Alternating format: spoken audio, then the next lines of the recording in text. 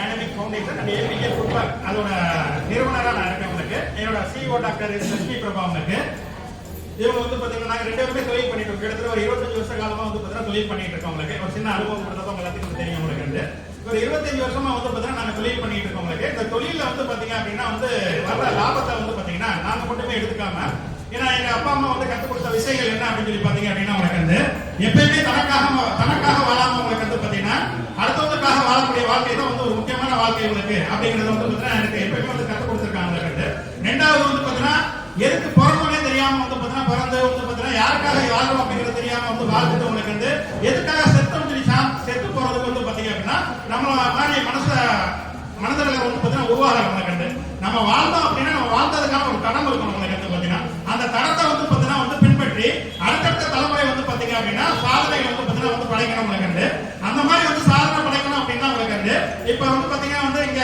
மனித கடவுள்லாம் இருக்கிற உங்களுக்கு நம்ம அமர் சேவா சங்கத்தினோட தலைவர் உங்களுக்கு திரு எஸ் ராமகிருஷ்ணன் சார் வந்து அது போக வந்து பாத்தீங்கன்னா அதோட துணை சேர்மன் உங்களுக்கு சங்கராமன் சார் இருக்காங்க. உங்களுக்கு பாத்தீங்கன்னா உங்களுக்கு இந்த மாதிரி மனிதர்கள் வந்து பார்க்கும்போது எங்களுக்கு என்ன அப்படின்னா உங்களுக்கு நாங்க செஞ்சிட்டு இருக்க விஷயம்லாம் வந்து பாத்தீங்கன்னா எதுவுமே இல்ல அப்படிங்கறத வந்து பாத்தீங்கன்னா எங்களுக்கு எப்பயுமே தோணிக்கிட்டு இருக்கோம். உங்களுக்கு ஏன்னா கடந்த 25 வருஷம் நாங்க தொழில் பண்ணிட்டு இருக்கோம். 25 வருஷமா எல்லா விதமான சேவைகளும் நாங்க பண்ணிட்டு இருக்கோம்.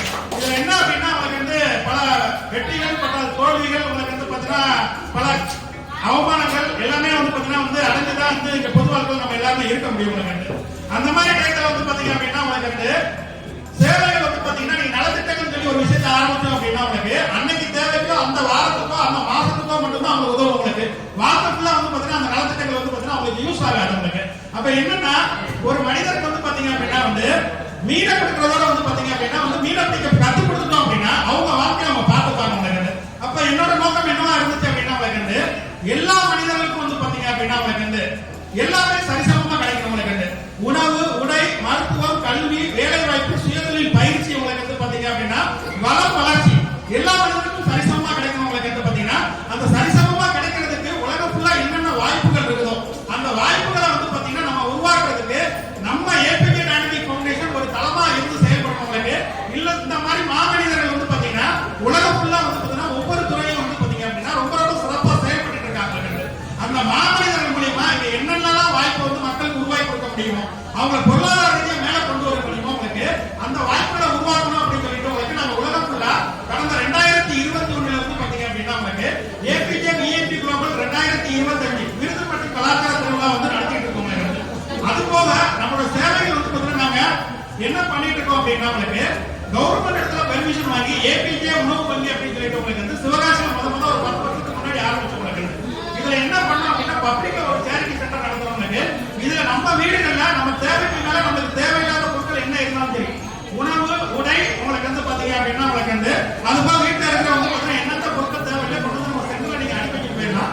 யாருக்கு தேவையோ அவங்க வந்து பார்த்துட்டு அவங்க பிடிச்சதை அவங்க இலவசமா எடுத்து உபயோகப்படுத்திக்கலாம். அது மாதிரி உங்க வீட்டுல ஒரு ஃபங்க்ஷன் பண்றீங்க, சாப்பாடு நிச்சயமாக அனுப்பி கொடுக்கலாம்.